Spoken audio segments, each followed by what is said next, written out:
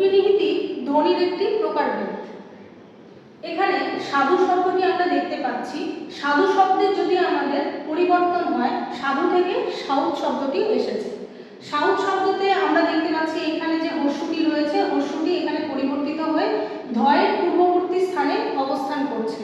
এখানে এই হর্ষটি দন্তের স্বরের আকার এবং ধয়ের আগে অবস্থিত হচ্ছে। এটি বঙ্গালী উপভাষার একটি বৈশিষ্ট্য। আচ্ছা, এখান থেকে আমরা যে সাধু ভাষা থেকে আমাদের বঙ্গালী উপভাষা এবং কলকাতার যে প্রচলিত ভাষা রাঢ়ী উপভাষার আমরা বৈশিষ্ট্য দেখতে পাই অভিশ্রুতিতে। অভিশ্রুতি তাহলে কি জিনিস?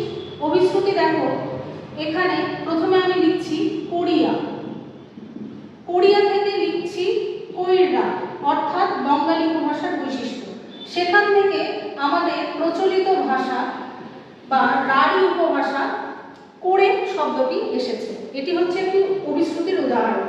মানে আমি প্রথমে কোরিয়া রাখলাম, তারপর সেখান থেকে কৈরা হলো, সেখান থেকে পরবর্তীতে করে শব্দটি আসছে।